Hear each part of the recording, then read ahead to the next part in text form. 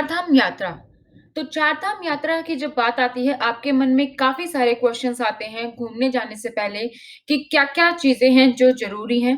क्या कोविड-19 रिपोर्ट अभी भी ज़रूरी है? जबकि कहीं पर भी किसी स्टेट में जाने के लिए अभी कोविड-19 रिपोर्ट ज़रूरी नहीं है, यहाँ तक कि उत्तराखंड में भी नहीं।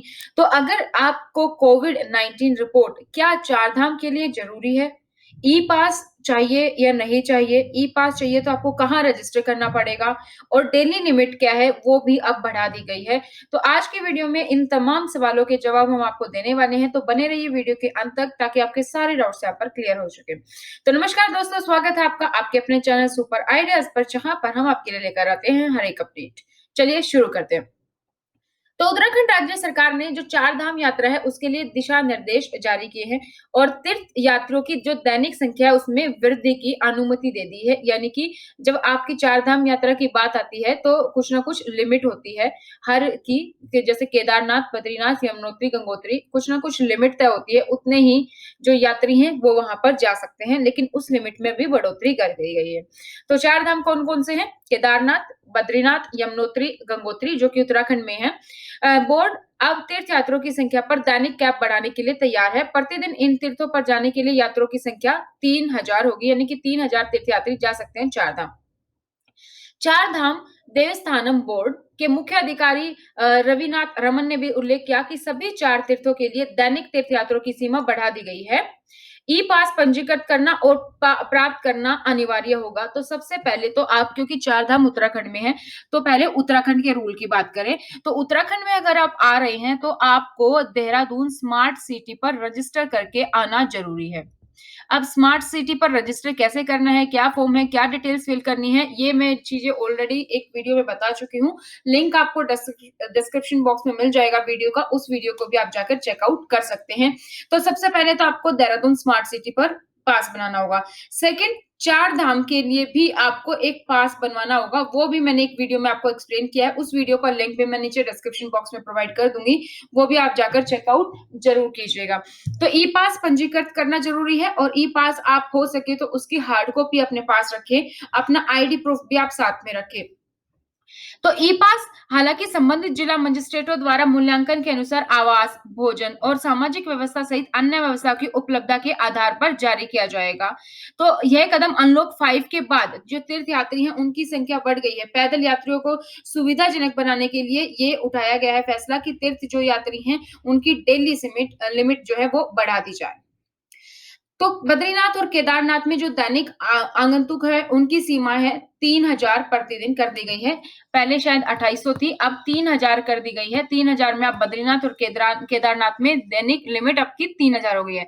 वही गंगोत्री में बात करें तो 900 और यमुनोत्री में 700 की लिमिट कर दी गई है। तो इस लिमिट का आपको ध्यान में रखना है। तो आप अभी जब रजिस्टर करेंगे तो वहां पे पहले आपको दिखा देता है फॉर्म में, जब आप रजिस्टर करते हैं तो कितने हो चुके हैं और कितने स्लॉट्स बाकी हैं।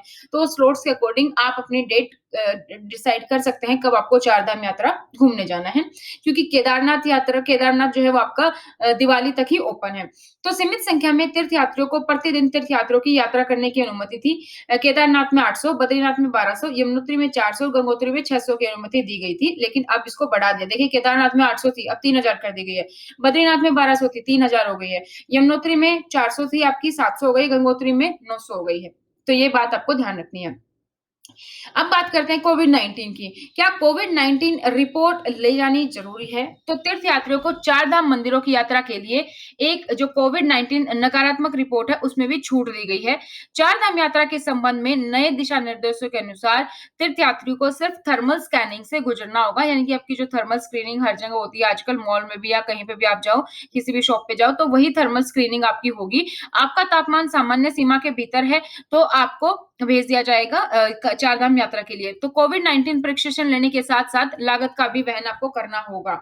अगर मान लीजिए आपका भीतर उस तापमान सामान्य के अगर आपका भीतर नहीं है तो आपका कोविड-19 टेस्ट होगा और जो चार्ज लगेगा वो आपको खुद ही वहन करना होगा। इसके अलावा बात करें तो यदि कोई ऐसा लक्षण विकसित होता है जो कोविड-19 के समान है, तो आपको फिर भी धर्मस्थल पर जाने से बचना चाहिए, आपको नहीं जाना चाहिए। साथ ही रिपोर्टों के अनुसार जो हेली सेवाओं हैं, यानी कि जो आपकी हेलीकॉप्टर सेवाएँ हैं, उसके माध्यम से मंदिरों में जाने वाले तीर्थों को भी ई-पास उत्पादन नहीं कराना होगा। अगर आपने हेलीपैड से बुकिंग की है, तो उसके लिए ई-पास ज़रूरी नहीं है। तो आज की वीडियो में इतना ही। आई होप आपके डाउट्स क्लियर होंगे। Thanks for watching. वीडियो को लाइक और कमेंट ज़रूर कीजिएगा। तो एक वीडियो है जो आपको नीचे जाके देखनी है कमेंट डिस्क्रिप्शन बॉक्स में, वह है देहरादून स्मार्ट सिटी पर कैसे आपको रजिस्टर करना है। सेकंड है आपको 4 धाम के लिए कैसे रजिस्टर करना है, वो वीडियो भी आप जाकर चेकआउट कर लिए। सबसे पहले अगर आप देहरादून में आ रहे हैं कहीं बाहर से, तो देहरादून स्मार्ट सिटी पर रजिस्टर कीजिए। अगर आप देहरादून में ही हैं, तो सिर्फ आपको 4 धाम पे करना है और अगर आप आउट ऑफ स्टेट है, तो आपको दोनों ही पास चाहिए। कोविड-19 रिपोर्ट नहीं चाहिए।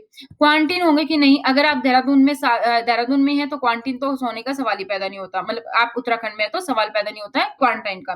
लेकिन अगर आप बाहर से आ रहे हैं, 7 दिन से ज़्यादा है तो क्वारंटीन किया जा सकता है, 7 दिन से कम में कोई भी क्वारंटाइन नहीं है। तो ये बातें आपको जो है ध्यान रखनी है। इसके अलावा कोई कमेंट है आपका, कोई भी आपके मन में डाउट है तो वो आप हमें कमेंट सेक्शन में कमेंट कर सकते हैं।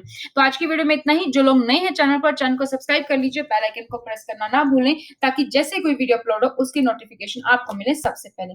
तो मिलते हैं किसी नई वीडियो में नए अपडेट के साथ। तब तक thank you so much. Bye bye. Take care.